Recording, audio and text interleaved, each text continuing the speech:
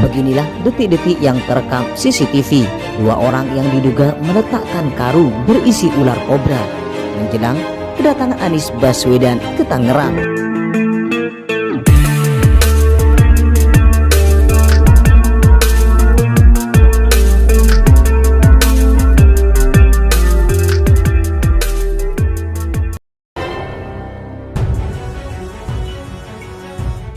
Jelang kedatangan Anies, rumah ex-gubernur Banten Wahidin Halim dilempari kobra. Begitu Merdeka.com melansir sebuah berita yang mengejutkan publik. Merdeka.com memberitakan, rumah mantan gubernur Banten Wahidin Halim dilempari puluhan ular kobra oleh orang tak dikenal. Teror pelemparan ular itu terjadi jelang kedatangan Anies Baswedan ke Tangerang. Pantauan di lapangan, puluhan ular kobra masih tersimpan di dalam karung plastik transparan Rabu dini hari 25 Januari. Puluhan ular itu tergeletak di halaman belakang rumahnya.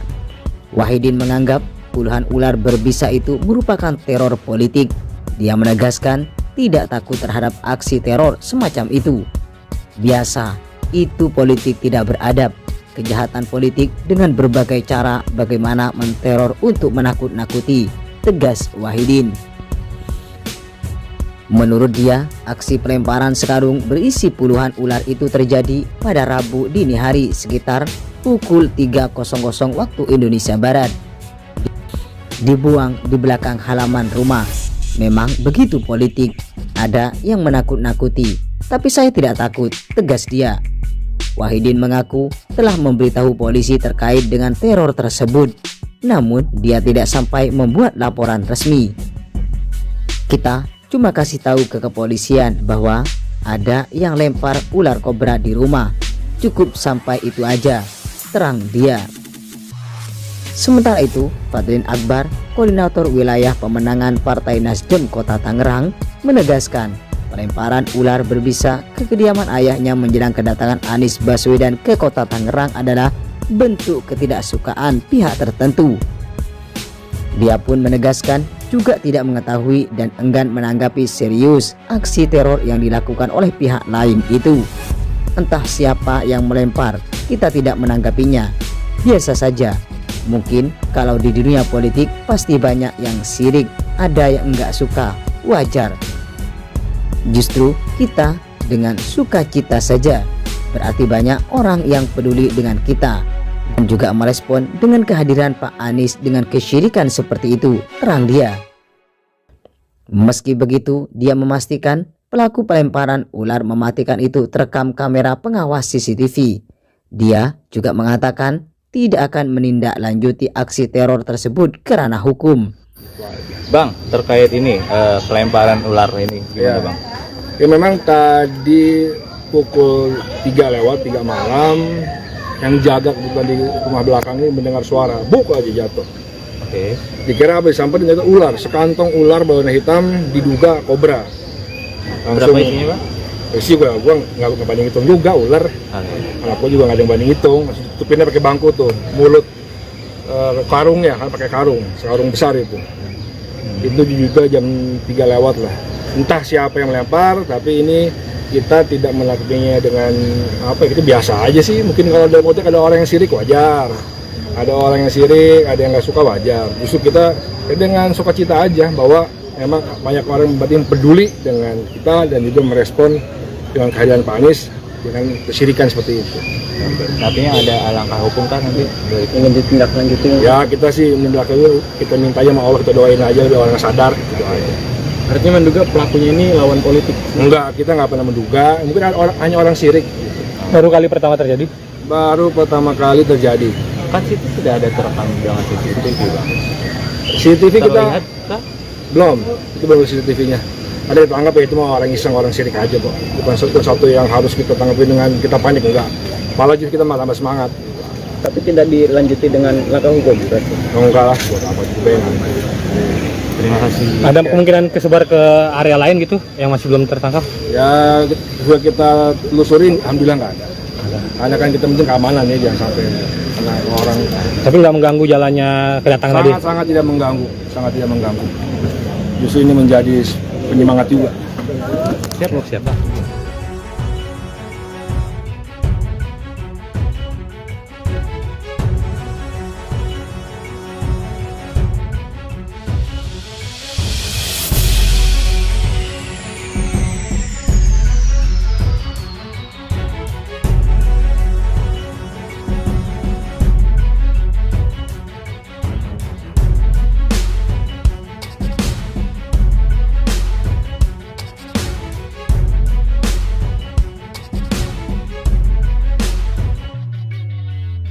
Satu-satunya kandidat capres yang elektabilitasnya bisa diukur dengan mata telanjang tanpa settingan lembaga survei sementara ini adalah Anies Baswedan. Meski dihadang masa bayaran, kemanapun langkah Anies temui warga selalu dipenuhi lautan manusia. Pantas saja jika ia terus dijegal. Sahabat kita Pak Anies Baswedan, bagaimana beliau tuh sekarang difitnah habis-habisan. Saya bukan tim sukses beliau, bukan. Tapi saya melihat bagaimana beliau difitnah. Apapun yang dia lakukan itu kan tidak ada yang benar. Sampai kan bilang apa dia kerjanya apa. Ada kerja dia banyak tapi itu semua nggak ada. Dan yang paling hebat itu apa? Banjir itu dianggap adalah kesalahan Anies. Sampai banjir di New York pun itu salahnya Anies. Ya karena beliau pada posisi harus bersalah. Saya tahu benar memang ada pihak tertentu yang mau menghabisi Anies. Pokoknya Anies harus pakai tes orangnya itu harus. Walaupun nggak ada alasannya, cari alasannya, bikin alasannya. Itu perintah. Saya dengar sendiri. Itulah komentar dari Jaya Suprana dalam penilaiannya terhadap gerakan jegal Anies yang tentunya dirasakan oleh banyak orang. Sebagai pendiri MUI, Jaya Suprana jelas independen dalam menilai. Ia tentunya hanya melihat dari sisi yang dinilainya tidak beres dan meresahkan jiwanya. Upaya penjagalan pada Anies memang banyak dibicarakan oleh beberapa pengamat. Bahkan pencalonan oleh Nasdem sebagai partai yang tidak memenuhi kuota threshold 20% ditengarai juga mengarah ke arah sana. Pertemuan Surya Paloh dan Luhut Binsar Panjaitan menjadi titik sumber asumsi. Setelah semua partai sudah ada calon dengan skenario yang telah disepakati, tinggal bilang, ya gimana lagi, kita tidak cukup threshold, kita gabung dukung calon lain. Akhirnya Anies gagal nyapres, pendukungnya pun bakal gigit jari.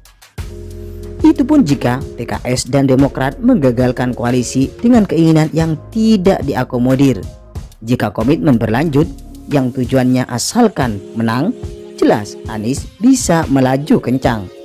Tapi sekali lagi, ini adalah politik, sulit ditebak dengan fluktuasi yang tak menentu, kadang adem, kadang juga panas.